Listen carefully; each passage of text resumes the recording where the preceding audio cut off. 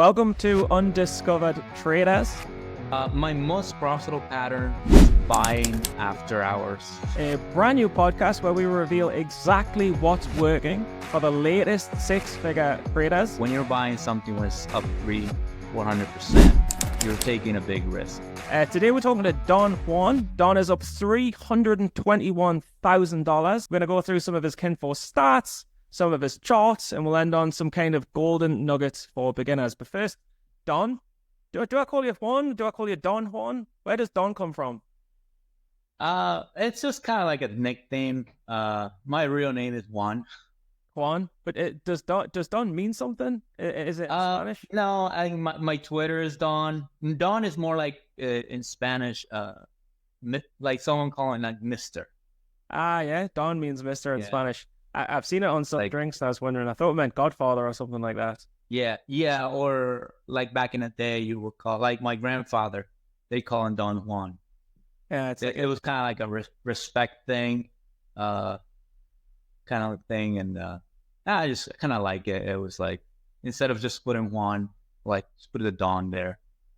Nah, I love it. You should be called the Don. I mean, dude, you're rising up those ranks on Kinfo. You are the Don of trading, Don Juan. But Hopefully someday, yeah.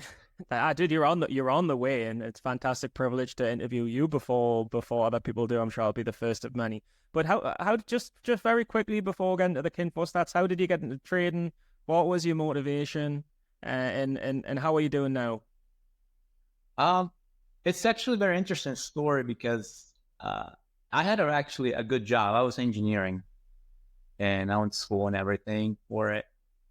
But the type of engineering I was doing, it was nuclear engineering. A lot of the things changed and required citizenship. And I was losing a lot of opportunities. It was very frustrating.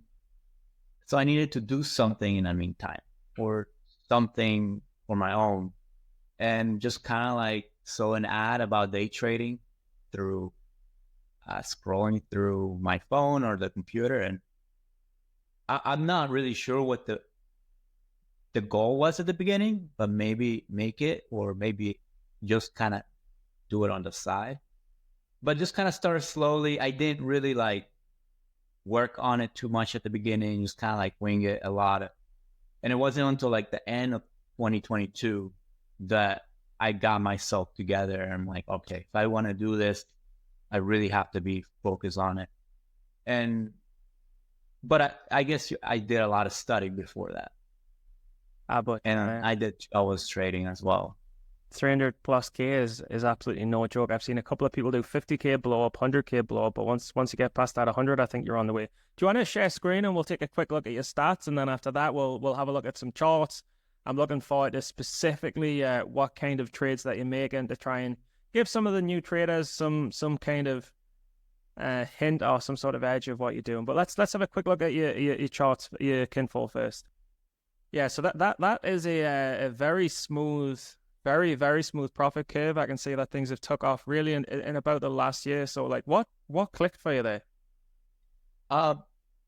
It was a combination of factors. I think the main thing was focusing, minimizing, basically getting rid of the FOMO trades.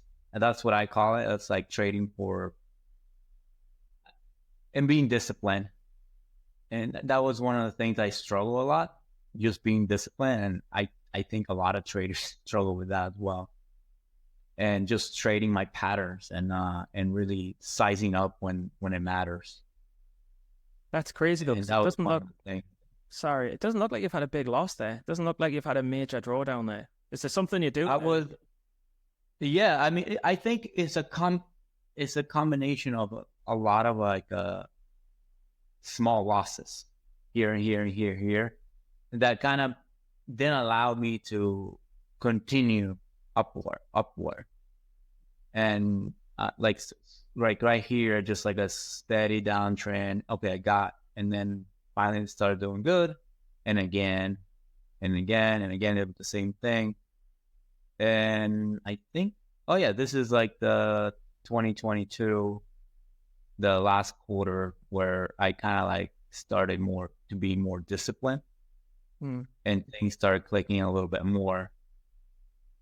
And this was like during the hot market that we had last August. And the same thing here. This was in May with the GME, AMC, and FFIE.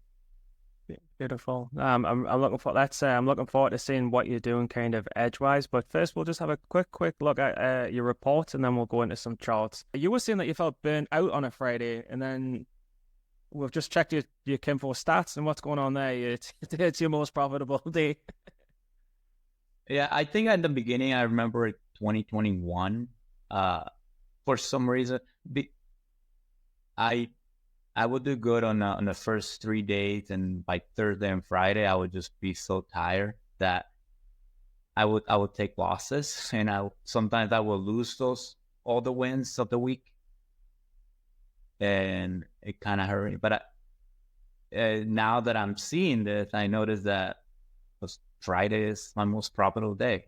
And in terms of your day-to-day, I'd love to get into some charts. If you've got a couple of charts, a couple of examples, like what are you trading? What have you been trading? How did you make this 10 grand this month? It's literally, it was one stock. Let me see if I can pull the chart actually, because I tried to collect as much data as possible. Please, absolutely anything you're free to show that's going to help other traders, give people an edge. Absolutely anything you want to go through, I'm all open to see. Dude, that's a lot. That's a lot of data and charts. Here we go. Right here. It was, what's the name of that? WHLR. Yeah. I think it's Whaler or Wheeler. My most profitable pattern is basically buying after hours and taking it overnight. Get out of town. And this was basically bought here and around here, and then I woke up the next morning, just sold everything. Okay. And that was a $12,000 trade right there. I think I took 2,000 shares and then just sold everything around $11. So are you waking up early? Are you on the East Coast or the West Coast? Yeah, when I take things overnight, I try not to wake up at 4 a.m., but sometimes I can't sleep. But usually 5:30, just because of the stress. I can imagine. Yeah, there's been times where I spend sleep, and I'm just like, okay, I'll be up at 3:30, get myself ready when the pre-market opens. But I mean, what was the percent gain on that? You've doubled your money now, right? From 450 to 1050. It was like 150%, 100 over 100%. So maybe 150%. You're not trading. Are you trading heavily right now, or not as much? I am. I just haven't seen much. Specifically my setups. Like, this is a very specific setup that I trade in. When I see it, it's just like I've been trying to size up, but right now, because we're not seeing as many of this, it's really hard for me to size up. But this is really, really interesting because I'm seeing the daily chart below, right? So you've got the daily, absolutely no volume, shitty company, micro cap stock, and then out of nowhere it gets explosive volume. It closes near its highs. But like, what else? Is there anything else you can divulge? Anything else you can get away? A lot of people don't like to do because it's up so much, right? It's like $4 from like $1. I don't know how much that is, like 300% or something like that. It's scary, no? It's kind of ridiculous. So when you're buying something when it's up 400%, you're taking a big risk. But one of the things I look at is it's up in the day, it's big green day. Is it consolidating?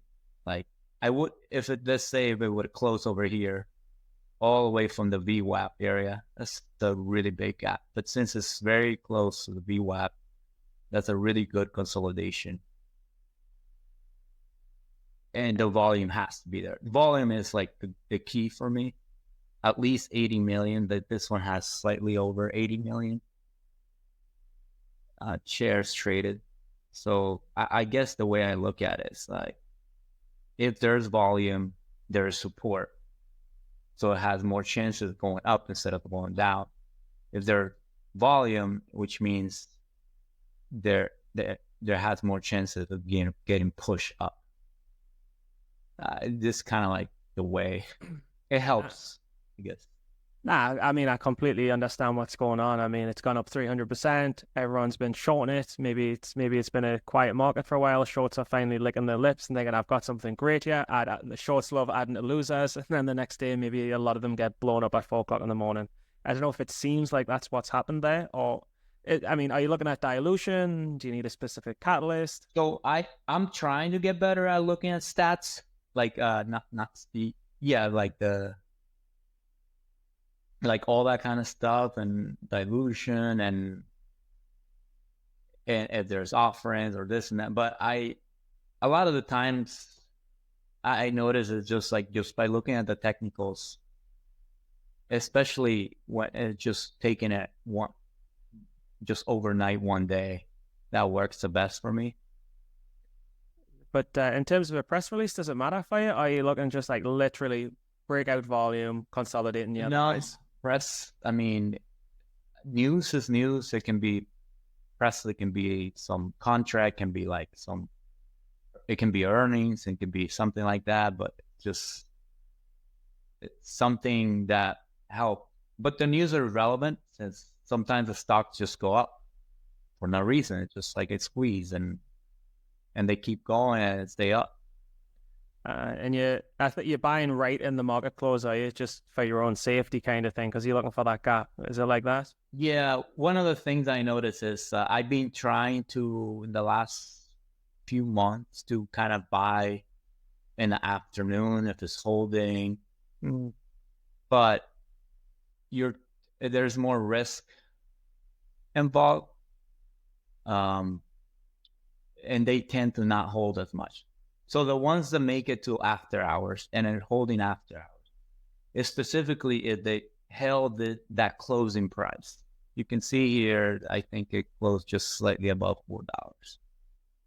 Yeah. If it would have been hanging below this closing price, I would have never taken it. But since it was holding after hours over the closing price, that's a pretty good indication for me that it's likely to gap up. And that's an absolutely beautiful setup. Probably you shouldn't be sharing it with, but it's very kind of that you have took the time to share. How did you discover this? I'm sorry, what was that? How did you find this setup? How did you know this setup? Oh, in general, this pattern. How did you know that this pattern is a probable pattern that works most of the time? So I used to collect a lot of data. Yeah. And I think back in 2020, something clicked. There was a big gap up, and I just saw there got to be opportunity right there. But how can I make this like? And then I started trying to buy stuff. I was like, okay, it could gap up, but when you don't really know, I'm like, it got to be something. So I started collecting data here and there, and I noticed big volume, big first green days. They're likely to gap up. But that was 2020, 2021.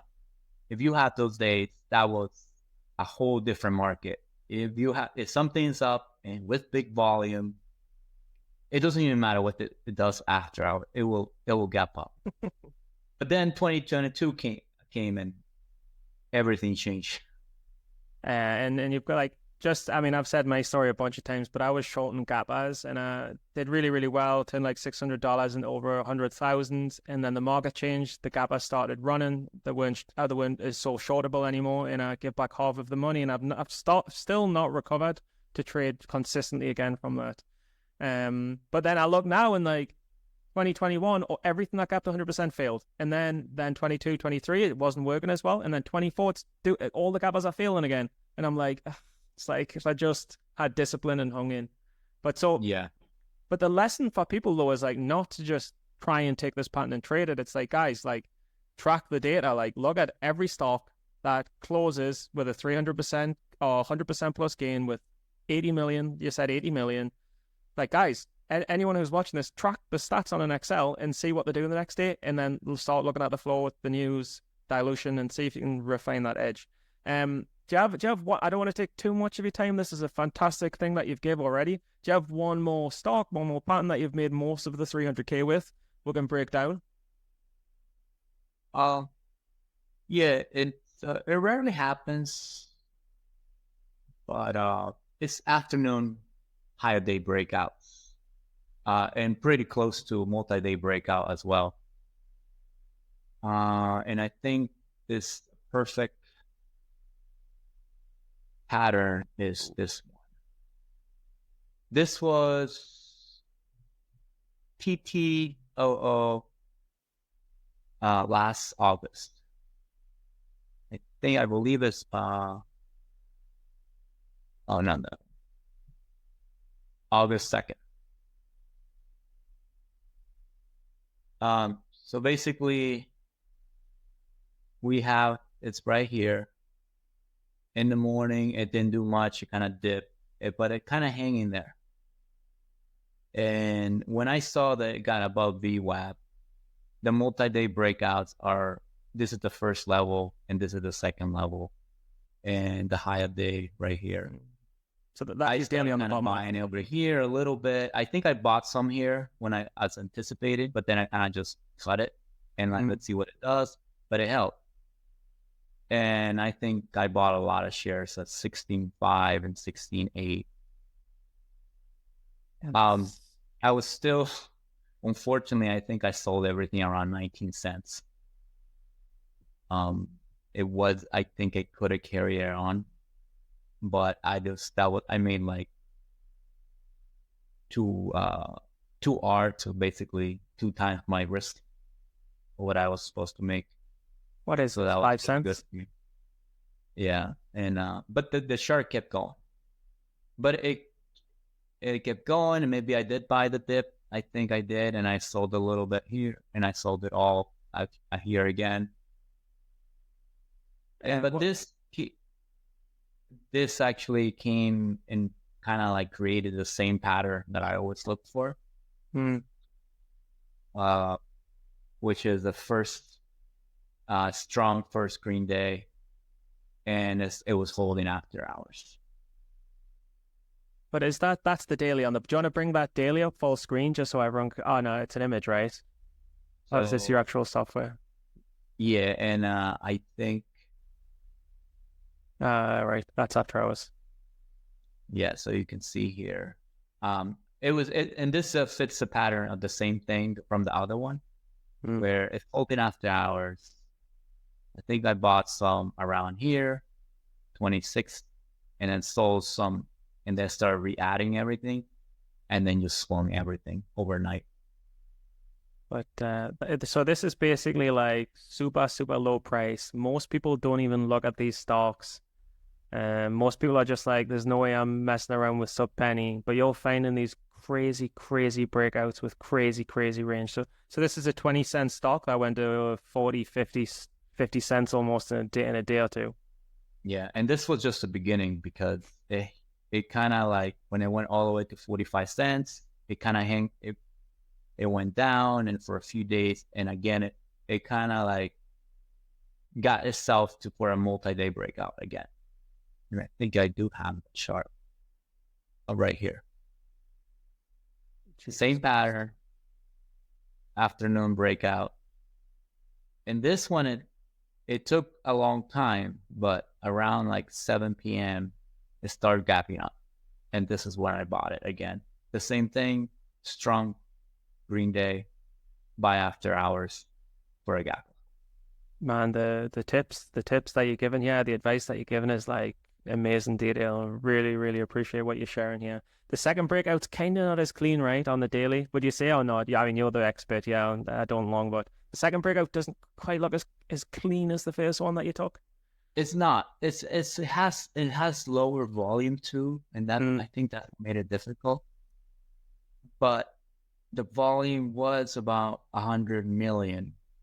I mean, that's still a lot of volume. 100 million shares, at least for me. And for something that's getting close to the multi-day breakout, that was really good. So it was definitely worth the risk. And because the stats said that it should gap up, you should buy. Obviously, not everything works out. There have been I think I got caught in 2 or 3 offerings or bad news or something like that over the years. But I mean, that's the risk you got to take. It's trading, right? Yeah, and that I would say 70% of the time, this should gap up, and the other 30%, I would say on 20% of the time, it kind of just gap down a little bit or just doesn't do anything, and there's a 10% chance that it just goes down the drain. Where are you looking to enter there? If you could just cover that, are you entering into the after hours for the gap? Probably when it's breaking out of this 39 cents, which is the closing price. Yeah. That's where I start buying. But a lot of my losses before I take it overnight comes down to after hours, because there have been times where similar charts like this, I will buy something like this, and it's kind of like a fake, and it instantaneously just drops. And I have to cut it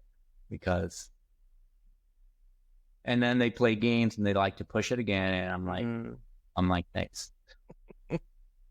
But are you rebuying if they push it back up again? If I see that it's holding, it's kind of like one of my rules. Okay, I took the loss, but that's just part of what I have to do. And if it's folding now, I have to buy it. When I say I have to buy it, it's one of the things I kind of helps me not be afraid of taking it. And then when do you cut it the next day if it doesn't gap up? Like 4 o'clock in the morning, 9:30? I usually sell during pre-market. I try so many times, and according to what I've seen from the stats and everything, most of them don't. The high of day is basically during a pre-market. Unless we're in a hot market, then things tend to like maybe dip a little bit and then continue like this one did. Either way, I can always rebuy it. So just to be safe. And plus, if I didn't get enough sleep because of the stress, I'd rather just buy, maybe go for a walk, take the dog out or something, and then come back fresh with a cup of coffee. It's two really, really beautiful strategies. Some nice insights I saw on Kinfo Pro. Reminded the people they can click upgrade for free for the month's trial. But do you have any closing nugget of wisdom or any top tip for a beginner trader just to close out the first episode of Undiscovered Traders? I think it's important to like focus on 1 or 2 patterns, and then just become really, really good at it. I think I made a mistake in the beginning. I was trying to do this. I was trying to do that. I was shorting. I wanted to like become a short seller and all this, and I wanted to do that. And but it's hard to say that at the beginning, you should do this, you should do that, because it get your feet wet. Like if I wouldn't have done all that, maybe I wouldn't have discovered this. What works for me. You have to try a load of random shit out. Yeah. Excuse me, French. You have to try a load of random stuff out. Exactly, yeah. And then be like, nah, this is what's good. And then you just hone in on those 2, kind of. Yeah. And staying disciplined. I mean, that's the other main thing. And staying away from, I've done it myself, but staying away from trades that you shouldn't trade. And then I ask myself, like, why did I even trade that? It's like, I call it the FOMO trades, basically. That I have a pattern for the FOMO. And I have to record it, because then at the end of the month, I look at how many trades I did and how much I lost for making trades that I shouldn't trade. Well, like, how did you stop doing that shit, man? Because I'm still doing it. I'm still doing FOMO trades. Like, how do you stop? How did you stop personally? I still do it. I become better at it. I'm not. Especially a slower market like this month for me, it's just like I lower my risk for those trades, that's for sure. Like, and then sometimes it's like In the slower month, the pattern may be there, but the volume liquidity is just not there. And it's just recognizing that's another whole different level. But you've honed into what you're good at. You've got better with time, with stupid FOMO trades, and for me, looking at your profit chart, I mean, you're on the way to the million. For me, I mean, so as you stick into it, good market, you're on the way to the million. But I mean, last question: how many hours did you have to put in roughly? Like, say, how many hours are you doing a day, or how many hours were you doing a day at your max to track all this data and get all these results? Just collecting data, or just kind of like the whole thing? Like, in a day, how much time would you invest in this? On a typical day, let's say like today, I woke up at 7. Not much going on, but I still wake up at 7, work till I don't know, 5, 6. Yeah. And just kind of not consistently, but I would go to the gym, maybe take a break, or take the dog out for a walk or something like that. That distracts me because I'm in the computer the whole day when there's really nothing. I'm gonna make some trade that I shouldn't make. But it's like is this a full-time thing for you now, or are you trying to balance things? Yeah, it's definitely full-time. I left my job in 2021 when I was starting making money, but until this day, I still think I left it too quickly. Yeah, I understand that. It was at 2021 January, February surge, hot market, and I just thought, I was like, oh, I can do this for a living, no problem. I'm making money, and then the bear market came. I'm like, oh. But you survived it and you did okay, no? Your stats in the bear market look good. I luckily had money saved up, so that helped a lot. Crazy stuff. I really appreciate your time. I really appreciate the fact that you've been so open and transparent with your edge. That's what transparent trading is about. That's what Kinfo is about. So thank you so much for your time. Unless you've got any final words, we'll close out. It's been fantastic. All right. No, thank you. Thank you for having me. I appreciate it. This has been really fun. Cheers, buddy.